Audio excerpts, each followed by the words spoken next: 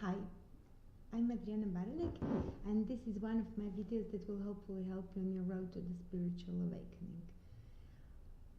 How to be happy. You're not going to get a bulleted list with things to be done in order to be happy. I will only be telling you my view on how I achieved happiness and how you can do it too. Generally, let me explain where I'm coming from. I believe that you are the only one that can find your own recipe for happiness.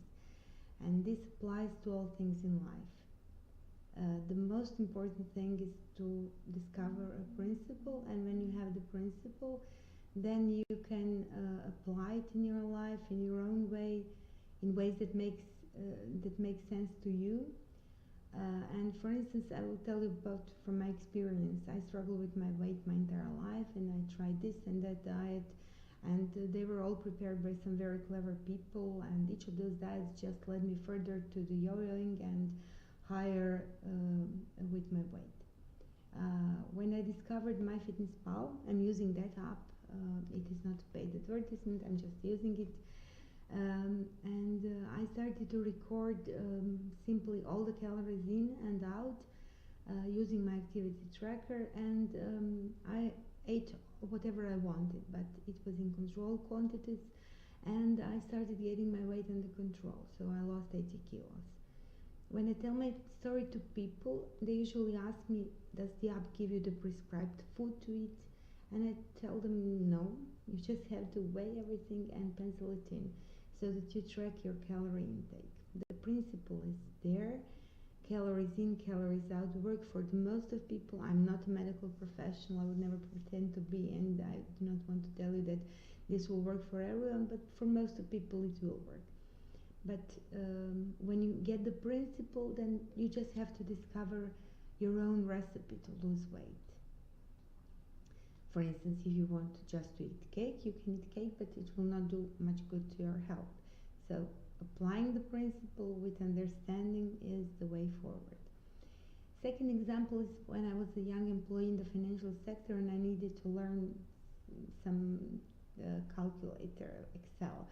My husband sat me down and he explained to me some of the principles of how the thing works.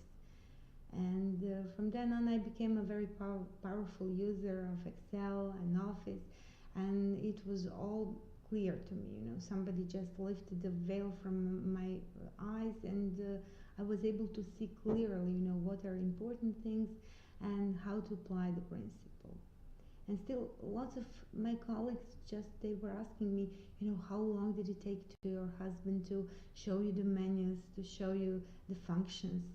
He never did such a thing. It was me who researched everything and figured it out.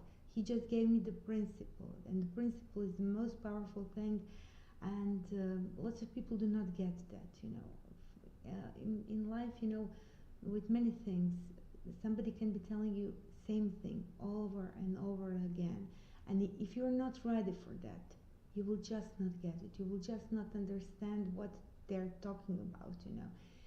And the same situation is with the answer to the question of how to be happy. I can give you the principle and the basic idea that led me, and it is up to you to find your own recipe. I will never tell you that in order to be happy you need to lose weight, get married, have many friends, travel. You might need to do just the opposite. You might need to gain weight, get divorced, reduce number of friends, and travel less. And it is up to you to recognize what is your recipe for happiness. However, the basic idea and principle that will guide you, I will give you that. And if you are ready, and when you are ready, you will know what I'm talking about. So let's start. In life, there are two basic emotions, love and fear. And this is one sentence that I will never get tired of telling, because it really digests everything that love is all about. All other emotions that we have are in some way or the other extract of those two. If you approach anything with fear, you will lead yourself further away from the happiness, and if you approach with love, you will get closer to happiness. For instance, you are in a relationship and you are jealous. Where does jealousy come from? It comes from fear. you're afraid that your partner will leave you, that he or she will find somebody better, afraid that he or she is sneaking behind your back and having an affair, that you're not enough, that there is someone more beautiful, more intelligent, funnier than you are, and that you will just get left. How do you behave if such thoughts are consuming you? You're accusing your partner of sneaking behind your back, you're acting in a controlling manner, you're suspicious, you're making your partner feel not loved and not appreciated. What will most probably be the result? Partner will most probably either give up on you and your relationship and run away, or start cheating, thus reaffirming your fears. And then you will say, "Ha, I knew it."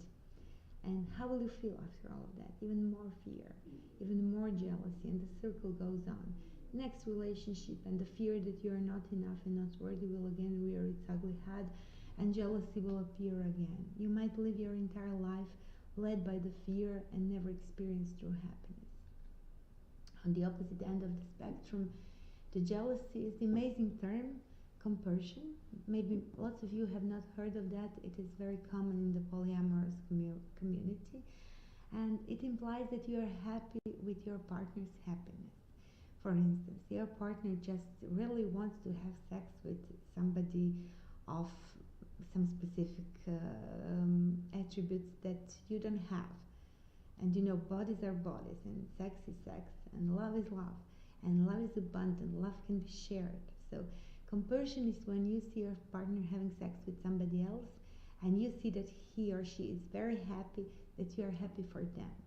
And this is what true love is. You know, true love does not constrict, true love does not put any conditions, true love just is unconditional. If somebody you love is experiencing something beautiful, you should be happy. You know, you should have this compersion. You should understand what that is.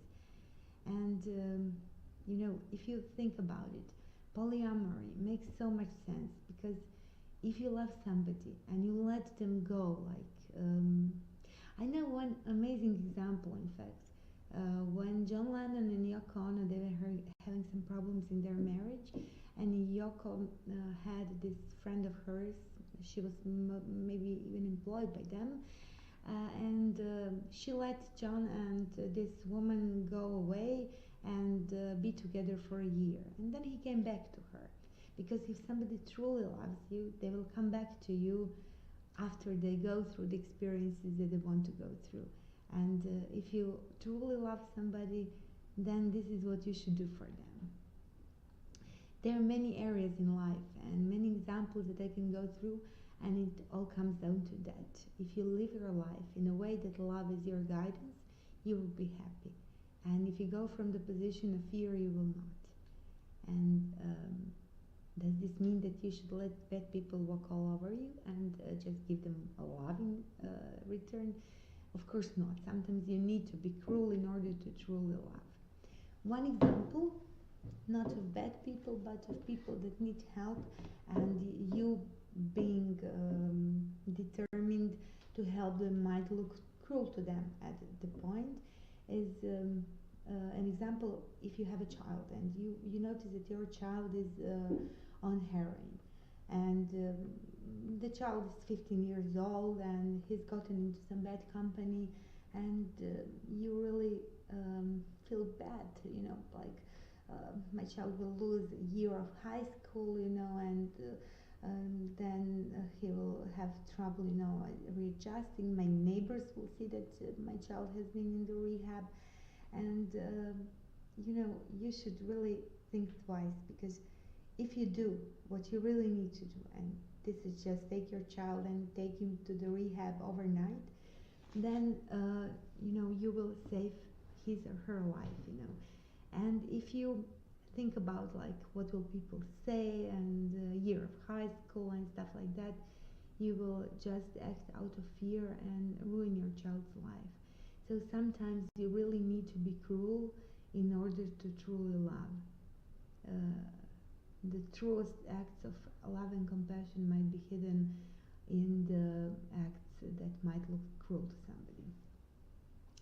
So The answer how to be happy lies with you.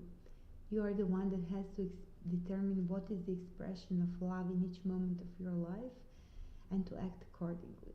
It will have as many possibilities as there are many of us, and the important thing is to listen to yourself, and most important is to love yourself. We might say that the first necessary condition in order to be happy is to love yourself, and when you do, all other things will just fall into place. Important thing is to understand that you are not perfect. You do not need to be perfect. You can, act out of fear sometimes. You can just let those emotions wash over you and, just like give you some new perspective on things. But important thing is to be gentle to yourself and understand that you are not perfect, and whatever you do, never blame yourself or others. It is just life. It is a beautiful and unpredictable dance of light and sounds, and it is a miracle that is before our eyes and minds. And whatever you do, you will be okay, and you need to know that. Happiness lies in you.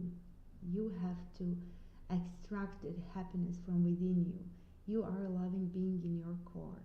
This is what your true nature is.